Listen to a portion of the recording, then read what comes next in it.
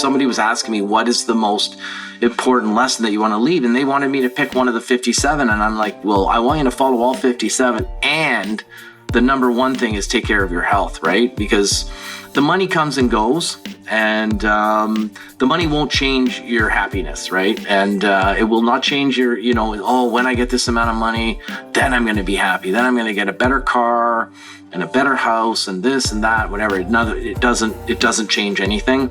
It's your health, your relationships, with your close family and your friends and things like that. That's what really where the growth comes from. I've found now. Summer is almost here, and we're bringing back our free 7-day challenge again. So it's starting on June 8th. Let me tell you, our best clients, they've lost up to 5 pounds in just 1 week. No crazy diets, no insane workouts, nothing like that. But here's the thing, if you want to be considered, you need to go to legendarylifepodcast.com/challenge and apply today. We only have 50 spots available, and we're only going to let people who are serious about results join the challenge. And in this challenge, I'm going to teach you how to build your plate for rapid fat loss, how to build a strong body with a simple 10-minute workout, how to recover so that you can wake up energized and ready to dominate your day. But I want to be clear again, this is for people who are serious. Last time, I had to kick people out of the group because they weren't serious. So only if you're serious. If you're serious about making a change in your body, in your life, in your energy, in your health, this is for you. This is an opportunity for me to coach you. So if that sounds like something you're interested in, legendarylifepodcast.com/challenge. Go apply for a spot today, and looking forward to seeing you in the challenge. What's up, my friend, and welcome back to the Legendary Life Podcast. I'm your host, Ted Rice, coach to entrepreneurs, executives, and other high-performing professionals. Today, we have a special guest on the show. His name is Glenn Poulos. He's the co-founder of Gap Wireless, Inc., a leading distributor for the mobile broadband wireless equipment markets. And Glenn is here today to talk about his life lessons about health, about running a successful business, about breaking through to the next level in life. He just wrote a book called Never Sit in the Lobby. I just finished listening to it, and it's incredible. And it's so interesting how so much of sales has to do with how we show up in the world. So I'm really excited to have him on the show to share his life lessons, how health fits into being a successful person, no matter whether you run a business or you're a high performance professional.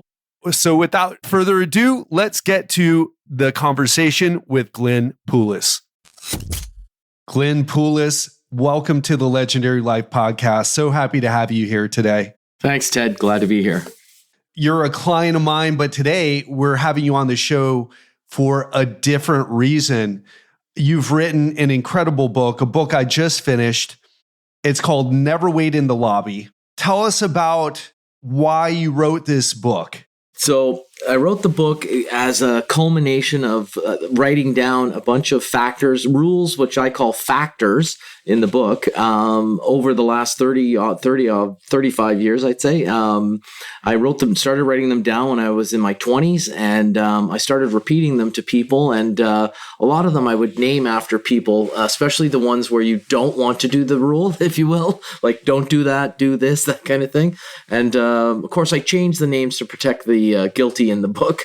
But and then people would laugh and they say, "Oh my God, that's hilarious!" And then eventually I started doing some public speaking at some other sales companies, sharing some of my rules and stories and anecdotes and what have you. And eventually everyone's like, "Oh, you should write a book." And of course, I promptly went on to not write a book over the next 30 years. And then, of course, the pandemic hit March 2020. And in Canada, especially, we had a pretty severe lockdown. There was really nothing open for quite a while. And I thought, what better time than now to open up that notebook that I had with the rules in it and write the book. And so I got down to brass tacks back in March 2020. And that's basically sort of the how and the why of it.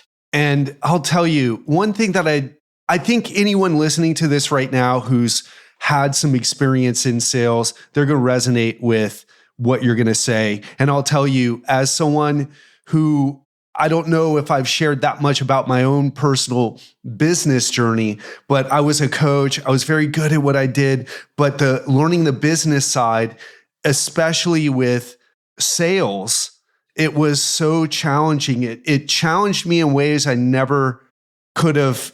It's like don't read the personal development book. Go into sales for a little while. You're gonna learn a lot about yourself. But for someone who maybe isn't in sales, right? What would you say to that person listening about why this is important to know about and why they should read your book?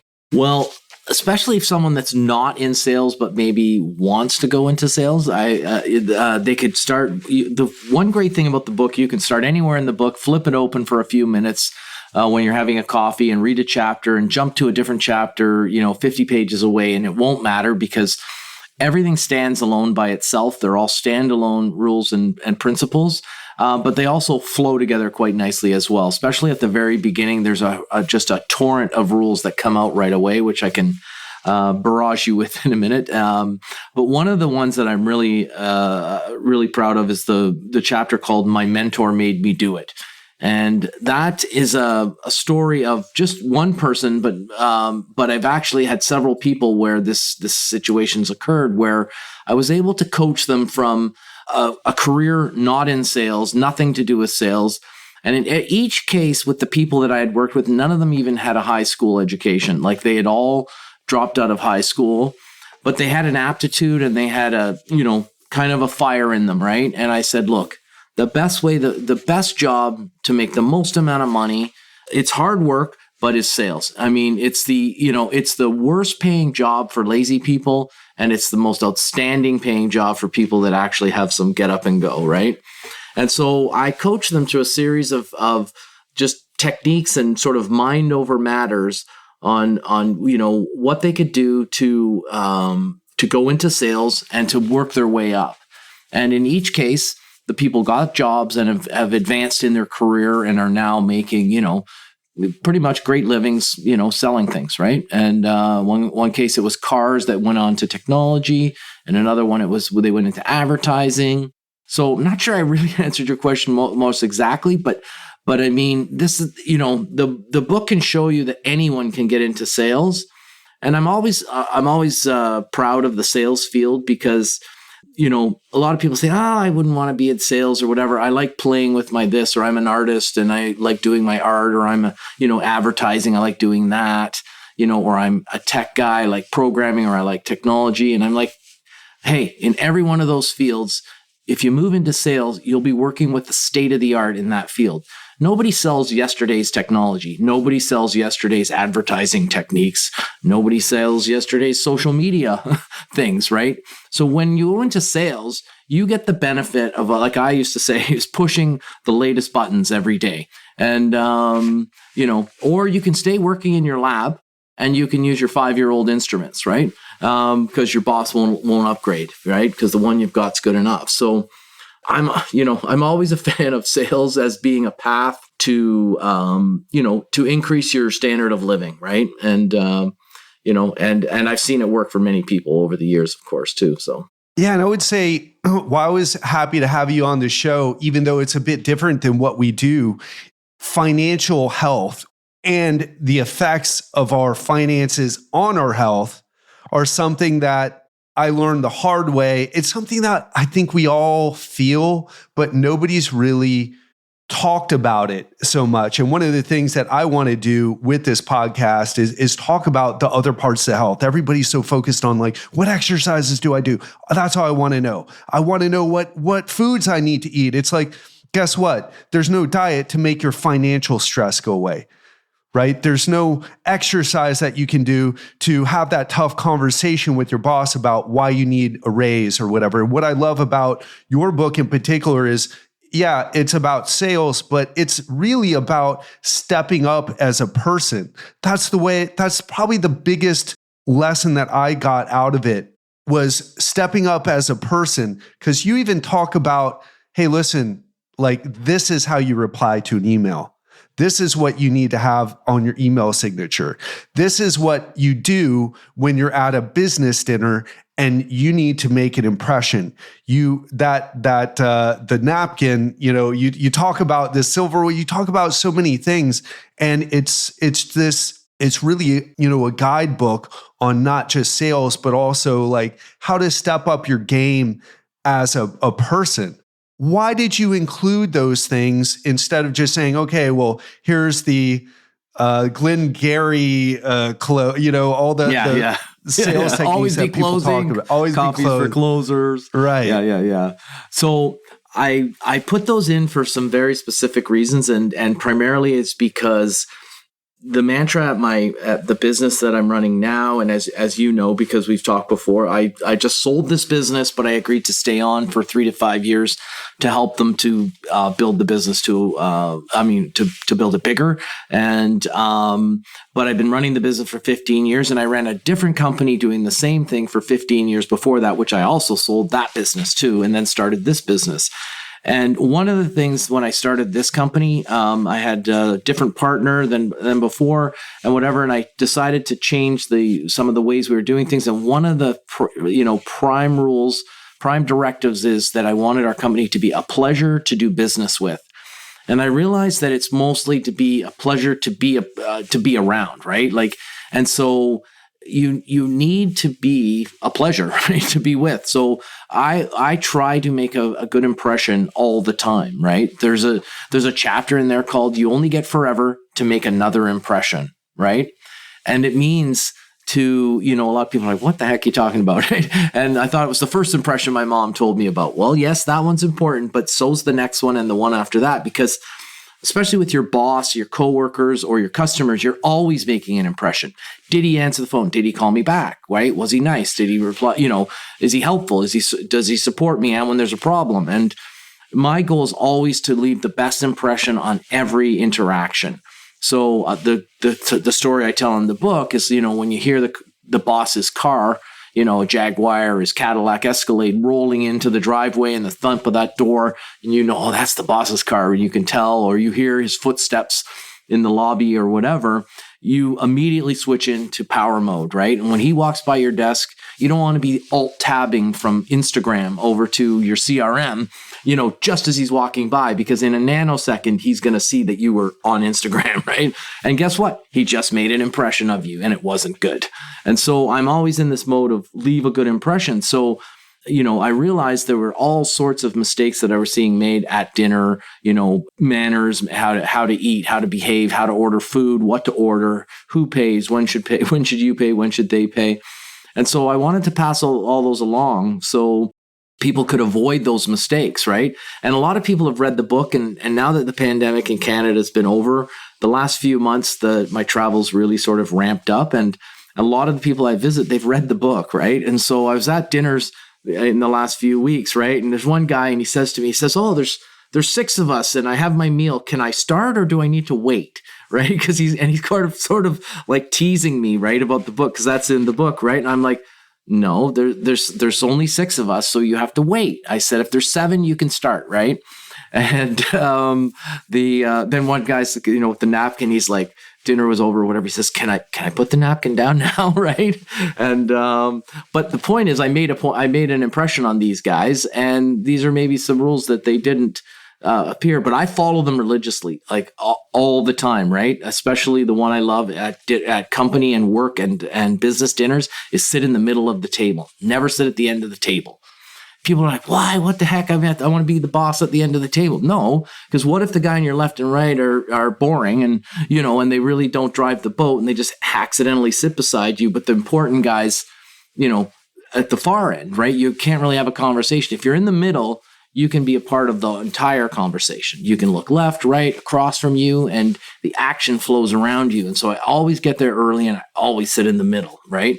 I always sit with my back to the wall as well, so that I can see all the action coming towards us and just be, very cognizant of my surroundings. And these are just simple rules, part of the 57 factors, right? That I've used to make myself successful, right? And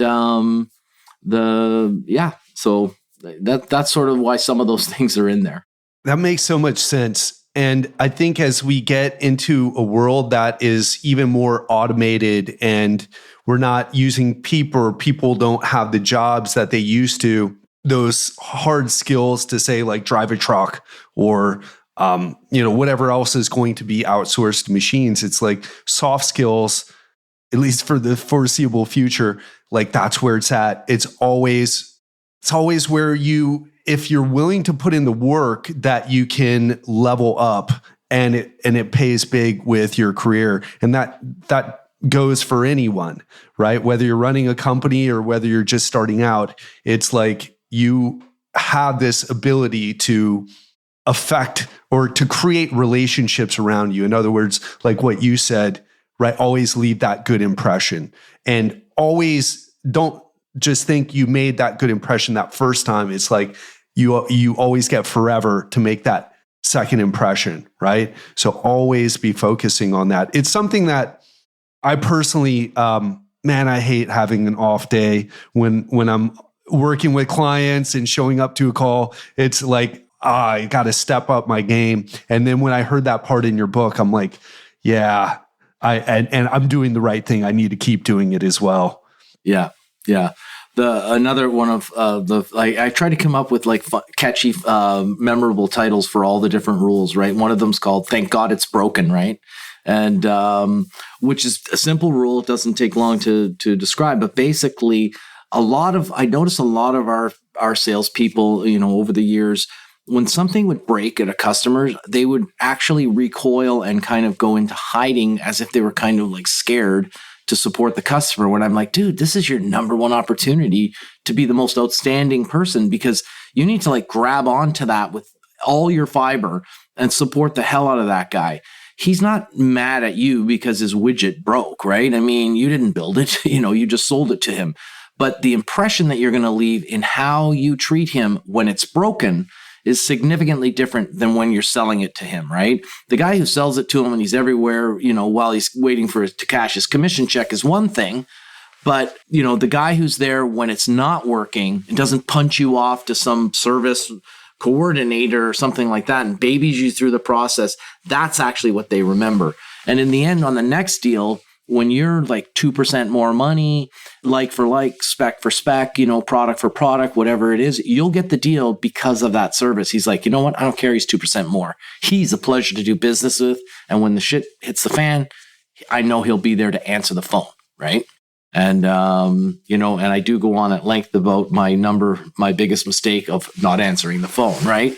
I talk about that rule in the book, or not so much a rule, but the lesson that I had learned about not answering people's phone calls and voicemails and not returning calls. So yeah, let's talk about that in a second. But what you shared was so powerful, that the story, right? It's the opportunity, when something goes wrong and we're either working in a business or running a business and the client is unhappy, it's an opportunity to step up and to show who you really are.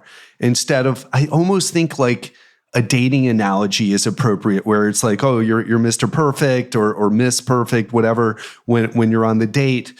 But right, then it's that first disagreement, that first bit of tension, that shows you what a person's really made of. So that's a lesson that everyone can use, and they can use in so many different areas of their life, but it better be something that you're doing in your business as well.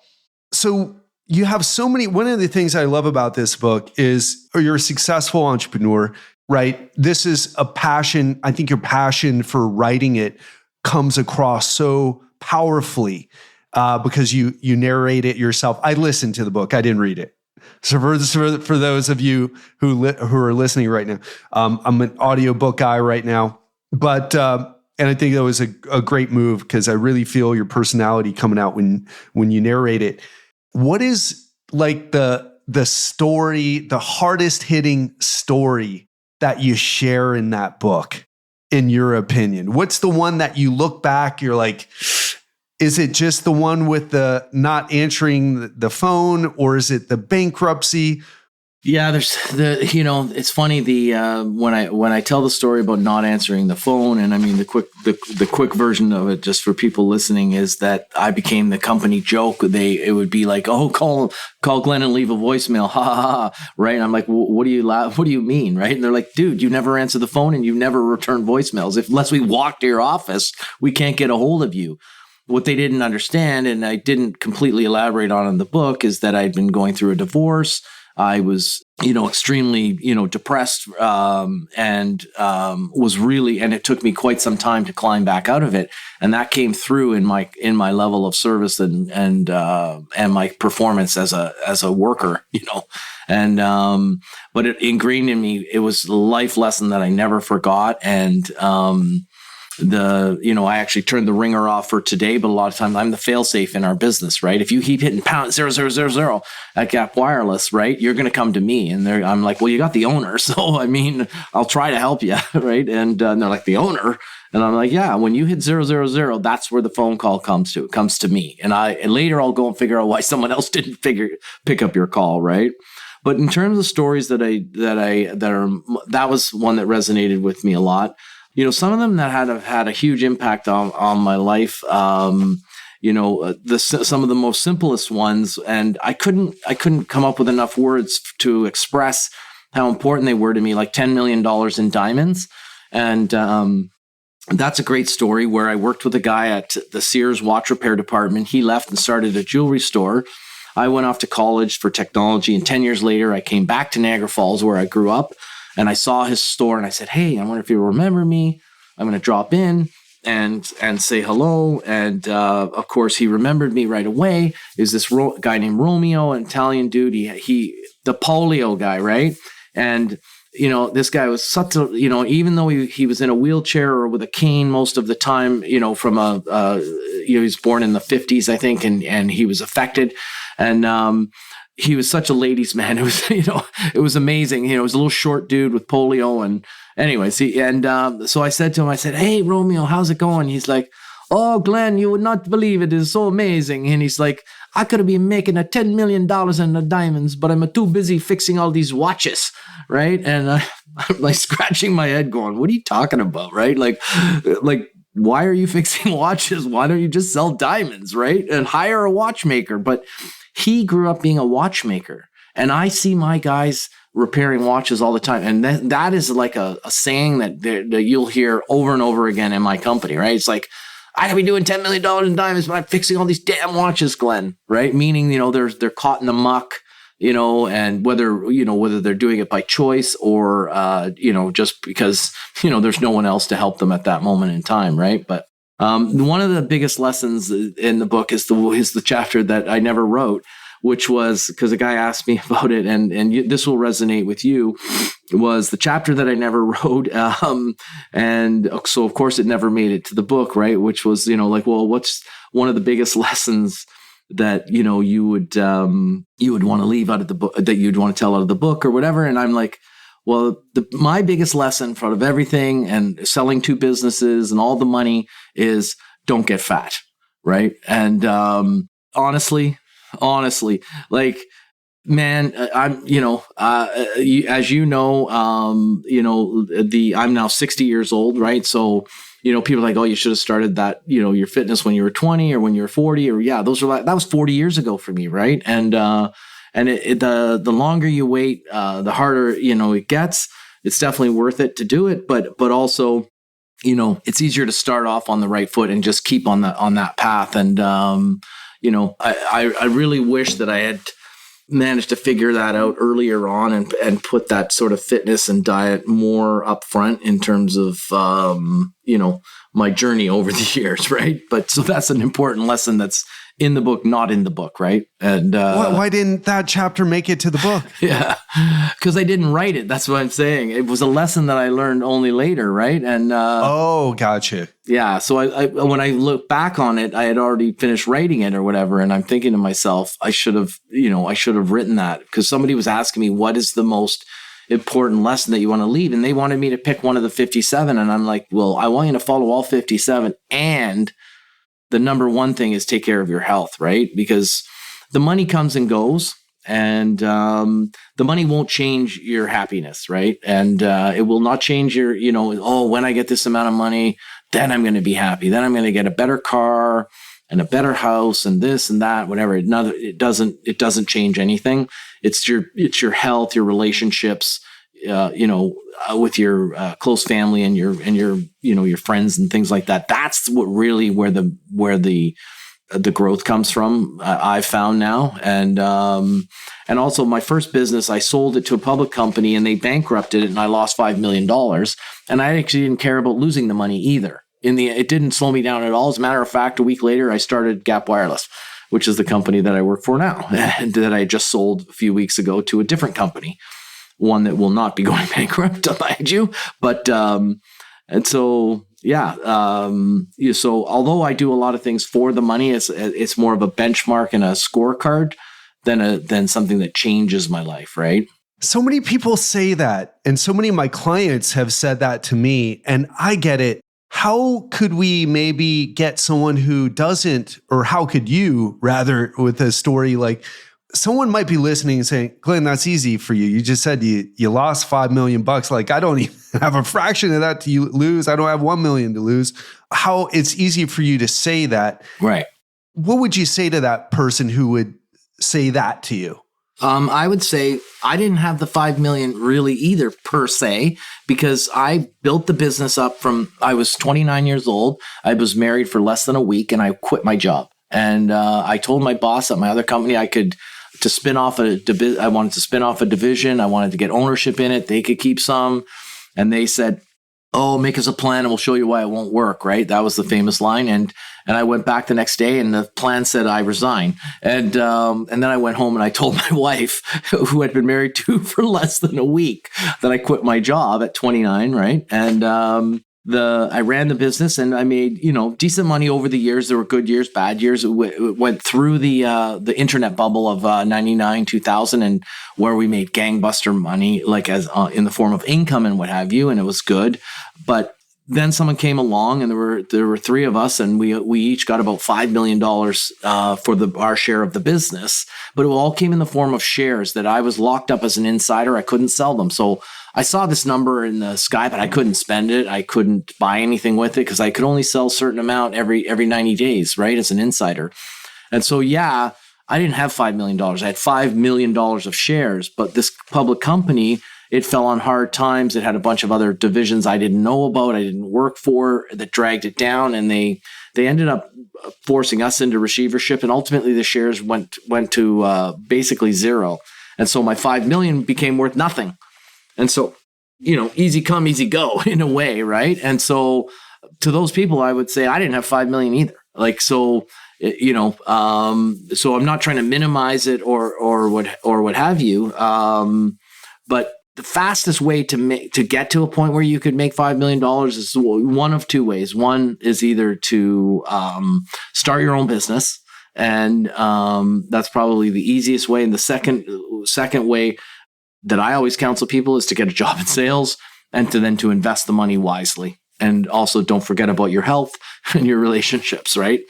Because divorces and health concerns and all that will quickly put you in a bigger state of poverty than the money, right? And I mean, so anyone can literally do it. And you can nowadays you can easily make several $100K a year in a sales job, and if you invest it wisely and don't blow it all on fancy cars your first year, and you can easily save $5 million.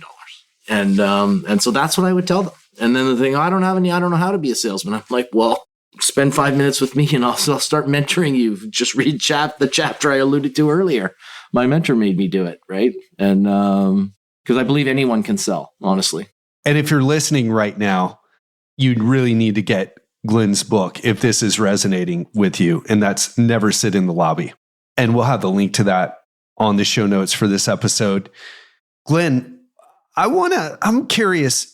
I've been in my business growth mode, and one of the sayings that some of the people I've learned from who are running successful businesses have told me, like, business problems are ultimately personal problems. Do you agree with that? I guess so, maybe. I mean, in a lot of cases, they could be. you may have engaged or disengaged inaccurately, but in a way, I guess I could agree with it. I'm trying to think of like my most complicated situation that before I sold the business a few months back was we're in the wireless game, right? So in the 5G is now gangbusters right now, and our business has exploded. And, we buy goods from all over the world and we bring them to Canada and the US on containers. And we, of course, have to pay those vendors, right? And of course, so that means we have a credit line with those vendors. Now, our orders got millions of dollars more than we had ever expected and higher than our credit limits with all these companies. And we had to come up with $5 million instantly for a ginormous order that we had gotten. And I didn't have enough value in my home and my partner's home in order to back up this one-time need to buy this one large order, $5 million worth of stuff. And I had to go to the bank, and they started off by saying, well, we need you to sign a line of credit for a guarantee for $2.5 million each and whatever, and and you need to back it up. Your house is already backed up for the first amount of line of credit, so we need a new house, right? I'm like, I don't have that many houses. And so to make a long story short, and it's like, that's what we need. And I said, okay, great. These guys need to be sold. And so it basically just went into sales mode, and I just basically explained to them, I just gave them I hardly ever use this word, but a spiel, right? About the business, the order, the customer. I showed them the PO from the customer. I showed the PO to the vendor and all that. And I sold them. And my bank manager went up to the VP, who went up to the credit risk management, and they gave us a 90-day one-time $5 million extension on our line of credit. And they said, you better pay this back. And we did. And it went right back to our normal limit. And then, of course, when we sold the business, we're with a very big company now. They have their own lines of credit. But this was before. This was in the fall. And I mean, so that huge problem, I was thinking, no, that's a bank problem. That's a money problem. I can't get, I don't have that many houses. No, it was a people problem. So I guess I can agree with them. Interesting. And one of the things that you talk about is really the importance of showing up. One of the stories, or actually several of the stories, it's like always have something in your mind, always have something in your hand. That's right. And, it's the way you show up. And that comes to mind, like with the story that you just shared. And can you elaborate? Can you talk about that a little bit? Just the importance of how we show up. We talked a little bit about it, but that was the story you just shared was so fascinating. It was basically you spiel, right? You came up with the spiel and they made it happen. And I think a lot of people look at their challenges, their obstacles, and say, well, it's $5 million. I just checked. I don't have it in my house or whatever the situation is. So there's no solution here, but you found a solution. Can you talk a little bit about where that comes from and how we can get more of that? That is the key. The keys that I find is basically take action and show up, right? And so and that is where most people stop, is that they have this FTL, fails to launch, right? Failure to launch, right? And it's the momentum that occurs once you start moving that keeps you flowing forward, right? And I will admit that I'm blessed with this gift, which a lot of my coworkers don't have, and it very frustrates them and it amazes them at times, which is that I don't really see the world in terms of what's happening next. I see what's happening in 3 years from now, and that's really what I'm thinking about. And in my mind, I have already built it. And people are like, you haven't built it. You got the people and you got to get the money and blah, blah, blah. And I'm like, no, I just need to remember what the picture looks like. And then I'll just figure out to solve the problems along the way. And I mean, of course, I'm not dumb. I mean, I realize I need the money and the people and whatever, but I mean, that's not what I worry about. I don't plan all that out. I plan on, and I structure things in a way, and then I get up and I take action. I snap. Like when the company went into receivership, I went into my retirement fund and I pulled out a bunch of money and I was incorporated within a day. The Gap Wireless, that's my initials, GP, right? In order to create a word, I had to buy a vowel. So I started with the first one, A. I bought an A, Gap. That's how I came up with Gap Wireless. That's the company name. And so but I took action, right? And I showed up, and then I figured out, what did I want the company to look like? And then I started chucking away at the steps. And over the years, we've created different divisions that we've gone in and out of different market segments and what have you. And I've always looked at the end in mind, which I think that's a Stephen Covey, always start with the end in mind, right? That is so powerful. But then, of course, every journey begins with 1,000 steps begins with the first step, right? And so many people just don't take that step. And if they did, they would amaze themselves. That's the difference. And is picture it in your mind and then take that first step and have faith that you will figure out the rest, and you will, you'll be amazed at the resourcefulness that you'll come up with. I asked a client earlier today. He recorded a client interview success story, and I asked him, what was the hardest part of the program? And I thought he might be, learning to track, he's like, actually signing up with you, right? Actually making a commitment to do it was the hardest step. And I was surprised by the answer, because he's like you, a very successful guy. And it was just interesting to hear that. And I think it's important that no matter what level of socioeconomic success, what level of financial success you're at, it's, this can show up in an area of life where maybe you don't feel as confident. Right. Right. So, Glenn, one thing I want to switch gears a little bit. Like, one of the things, and you don't tell a story about this, is you talk about how you went out with, you talked about how you gave a speech to a bunch of Japanese people that you're doing business, and you speak fluent Japanese. How did you learn? I mean, I've been struggling to learn Spanish. I've been teaching myself Portuguese and doing lessons. How'd you learn Japanese? And could you maybe tell a little bit of that story? I know we're running out of time here. So when I realized, my first company, we kind of merged with a Japanese company. And when I realized I was going to go to Japan, what I did was I would need to be, I realized from other travel that the number one way to have a good time on a trip is to learn the pleasantries of the country you're destined for, right? And, some are harder than others, right? I mean, it's because we, as North Americans, we have struggled, for instance, maybe to learn Eastern European languages like Russian or Polish or something like that. It's hard to learn those sounds and everything, right? But and Japanese is no different. But what I would do is I would literally memorize as many pleasantries and responses as I could, right? And a lot of the people really were more. So the trick to me was I only needed to learn how to begin the conversations or end them, right, in their language. The middle, they always wanted to speak in English, right? So I wasn't carrying on complex technical discussions.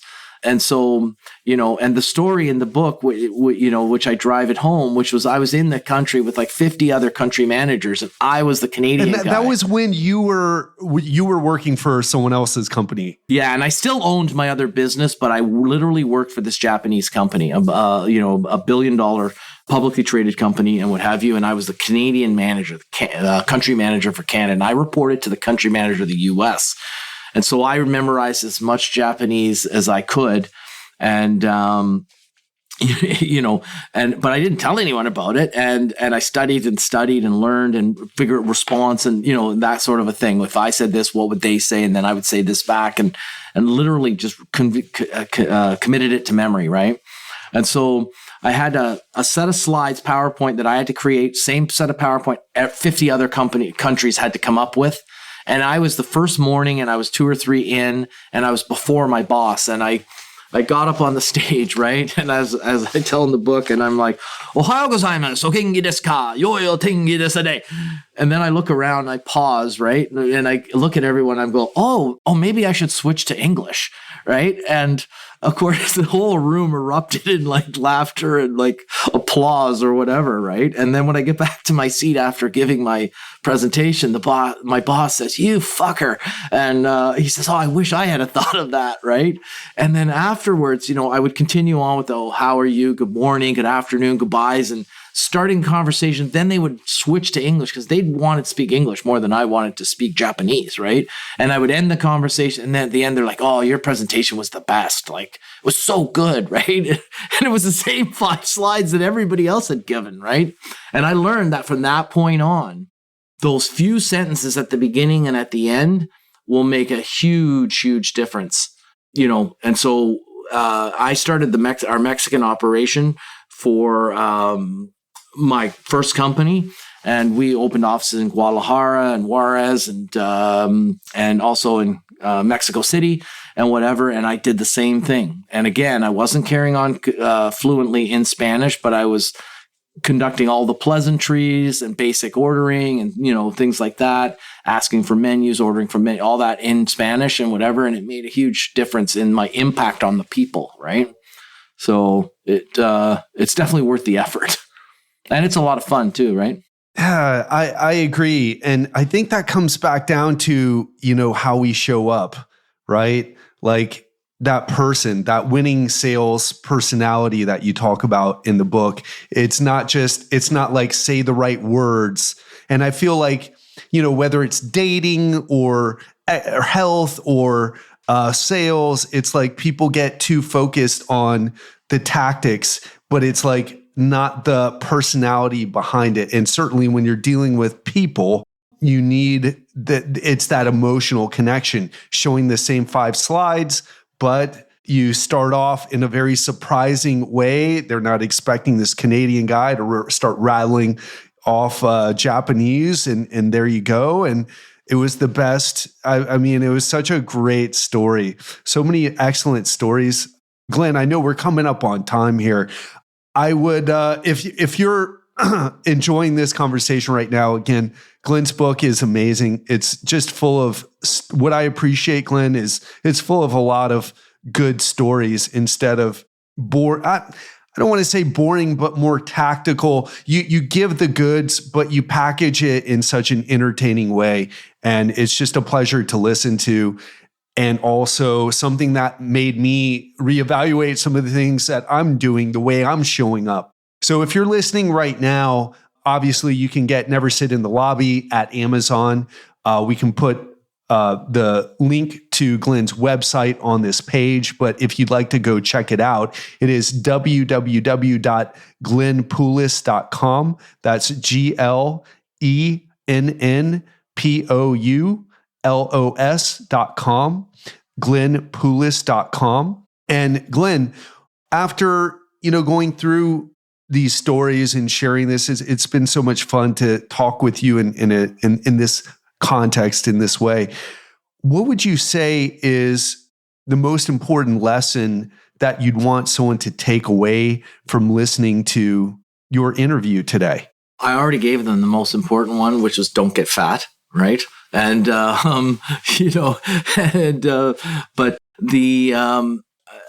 I almost feel like I want to be repetitive, but I found the difference, and now as I'm getting in my golden years, I'm above 60 now. I've had some people comment about their interactions with me after they read the book, then they reached out to me, and I realized that the efforts that I put into being nice, the whole business on empathy, sympathy, compassion. I go on. Everyone's like, why are you so big on this empathy and listening and blah, blah, blah, and whatever. And I'm like, because that's what makes you a good person. So be a good person. I mean, and be a good person, go and look up the dictionary, the difference between empathy and sympathy, right? Because most people think I'm so empathic and, empathetic. I mean, is what, and you're not.